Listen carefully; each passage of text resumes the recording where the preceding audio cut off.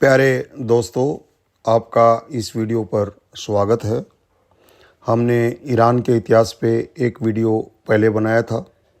आज हम उसी को आगे कंटिन्यू करेंगे।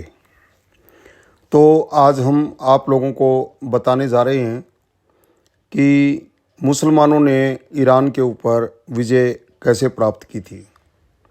यानी इसे फ़ारस पे भी विजय बोला जाता है, क्योंकि फ़ारस और ईरान एक ही क्षेत्र हैं। इसे अरब की विजय के रूप में भी जाना जाता है। 632 और 654 ईस्वी के बीच ये पूरा का पूरा जो मामला है वो हुआ, और जिससे सासेनियन साम्राज्य का जो है वो पतन हुआ, और साथ में पारसी धर्म का भी पतन हो गया। और इसके बाद में वहाँ पे महत्वपूर्ण राजनीतिक, सामाजिक, आर्थिक, सैन्य और कई तरह के उथल पुथल हुए। ये जो सैसेनियन साम्राज्य था ये बेजेंटाइन साम्राज्य का प्रतिद्वंदी था, और उसके खिलाफ ये लंबे समय तक लड़ता रहा। और उससे लड़ाई के कारण ये जो साम्राज्य था सोसेनियन साम्राज्य, ये काफ़ी कमज़ोर हो चुका था। क्योंकि जब आप लंबे समय से युद्ध में रहते हो तो आपकी वहाँ पे जो स्थिति है वो बहुत ख़राब हो जाती है, और वहाँ पे आपकी राजनीतिक अस्थिरता और आर्थिक समस्याओं से आपको जूझना पड़ता है। जब 628 में शाह खुसरो द्वितीय की फांसी, और उसके बाद फिर 4 वर्षों में अलग अलग दावेदार, यहाँ पे ये अलग अलग दावेदार सत्ता के हो गए। किसी ने कहा कि भाई हमें ये सत्ता चाहिए, किसी ने कहा कि हमें सत्ता चाहिए। राशिदुन खलीफा के तहत अरब मुसलमानों ने शुरू में 633 में सोसोनियन क्षेत्र पे आक्रमण किया। यानी ये देखिए कि 632 में हजूर प्रोफेट मोहम्मद की मृत्यु के बाद ये 633 में जब यहाँ पहले खलीफा अबू बकर बने तो उनके दौर की ये बात हो रही है। मुसलमानों ने 636 में साद इबन अबी वकास के नेतृत्व में निर्णायक जीत हासिल की, जिसने ईरान के पश्चिम में सासेनियन नियंत्रण को ख़त्म कर दिया। जागरोस पर्वत 642 तक राशिदुन खलीफा और सोसनियन साम्राज्य के बीच एक सीमा के रूप में कार्य करता था। यानी ये जागोर्स पर्वत जो था वो बीच में एक कड़ी का काम करता था सासनियन साम्राज्य और राशिदुन खलीफा के बीच। ये राशिदुन खलीफा 4 हुए हैं, मैं आपकी जानकारी के लिए बता दूं। इसमें पहले खलीफा अबू बकर, दूसरे खलीफा उमर, तीसरे खलीफा हज़रत उस्मान, और चौथे खलीफा जो है हज़रत अली। इनको राशिदुन खलीफा बोला जाता है। जब उमर खलीफा बने तो उमर इबन अल खत्ताब ये दूसरे खलीफा हैं, तो उन्होंने जो है वो पूर्णतया रूप से आक्रमण का आदेश दिया। तिवर विजय के बावजूद अरब आक्रमणकारियों के प्रति ईरानी प्रतिरोध महत्वपूर्ण था। ताबरिस्तान और ट्रांसोकियासाना जैसे क्षेत्रों को छोड़कर कई शहरी केंद्र 651 तक अरब नियंत्रण में आ गए थे। कई शहरों ने विद्रोह किया, अरब गवर्नरों को मार डाला या गैरिन्स पर हमला किया, लेकिन अरब की ताकत ने इन विद्रोहों को दबा दिया। इस्लामी नियंत्रण स्थापित हो गया। ईरान का इस्लामीकरण एक क्रमिक प्रक्रिया थी जिसे सदियों ने प्रोत्साहित किया।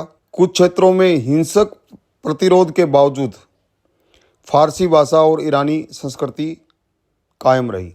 इन लोगों ने बहुत विरोध किया, और विरोध के बावजूद फिर ये लोग जो है अपनी संस्कृति को नहीं छोड़ पाए थे, और मध्य युग के अंत तक इस्लाम यहाँ का प्रमुख धर्म बन गया था।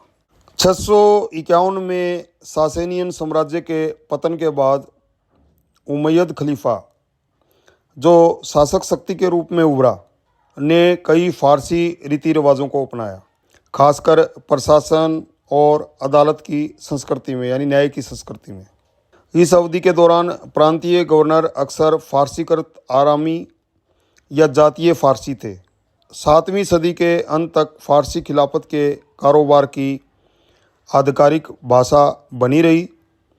जब धीरे धीरे अरबी ने इसकी जगह ले ली, जिसका प्रमाण दमिश्क में 692 में शुरू हुए सिक्कों पर पहलवी की जगह अरब लिपि में मिलता है। उमैयद शासन ने अरबी को अपने क्षेत्रों में प्राथमिक भाषा के रूप में लागू किया।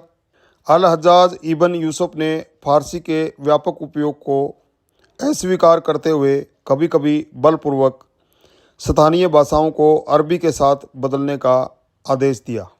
इस नीति में गैर अरबी सांस्कृतिक और ऐतिहासिक अभिलेखों को नष्ट करना शामिल था, जैसा कि अल ब्रून ने ख्वार जामिया की विजय के संबंध में वर्णित किया था। उमैयदों ने धिम्मा प्रणाली की भी स्थापना की, जिसमें गैर मुसलमानों यानी धिम्मियों पर अधिक भारी कर लगाया, या इसको आप जजिया कह सकते हैं। इस्लाम में धर्मांतरण को प्रोत्साहित करने के लिए ये काम किया गया था। इस समय के दौरान फारसियों की तरह गैर अरब मुसलमानों को मवाली माना जाता था, यानी उन्हें जो है वो दोयम दर्जे के व्यवहार का सामना करना पड़ता था। गैर अरब मुसलमानों और सियाओं के प्रति उमैयद की नीतियों ने इन समूह के बीच अशांति पैदा कर दी थी। इस अवधि के दौरान संपूर्ण ईरान अरब नियंत्रण में नहीं था, यानी कुल मिला के ईरान के कुछ हिस्सों में इनका कब्जा हुआ था उमैयद खलीफेट वालों का। और उमैयद खलीफेट के बारे में हमने जो है बड़े विस्तार से आपको बताया है, उमैयद खलीफेट क्या थी, और उसके बाद भी हम आपको उमैयद खलीफेट पे एक अलग से वीडियो बना के आपको बताएंगे। दयालम, ताबरिस्तान और माउंट दमावंद क्षेत्र जैसे क्षेत्र स्वतंत्र रहे। इन क्षेत्रों पे जो है वो उमैयद खलीफेट जो है कब्जा नहीं कर पाए थे। डाबुइडिस, विशेष रूप से फर्रुख खान द ग्रेट ने ताबरिस्तान में अरब की प्रगति का सफलतापूर्वक विरोध किया। उमैयद खलीफेट का पतन जो है वो 743 में खलीफा हिशाम अबन अब्द अल मलिक की मृत्यु के साथ शुरू हुआ, जिसके कारण गृह युद्ध हुआ। इसको फितना भी बोलते हैं। जब गृह युद्ध कोई होता है इस्लाम में तो उसको आप फितना कह सकते हैं। ये फितना था। अब्बासिद खलीफा द्वारा खुरासान भेजे गए अबू मुस्लिम ने अब्बासिद विद्रोह में महत्वपूर्ण भूमिका निभाई। उसने मरव पर विजय प्राप्त की और खुरासान पर प्रभावी ढंग से नियंत्रण किया। समीपवर्ती रूप से दाबुइद शासक खुर्दिश ने स्वतंत्रता की घोषणा की, लेकिन जल्द ही अब्बासिद अधिकार को स्वीकार कर लिया। अब यहाँ पे उमैयद का अंत हो गया था और अब्बासिद खलीफेट जो है वो आ गई थी।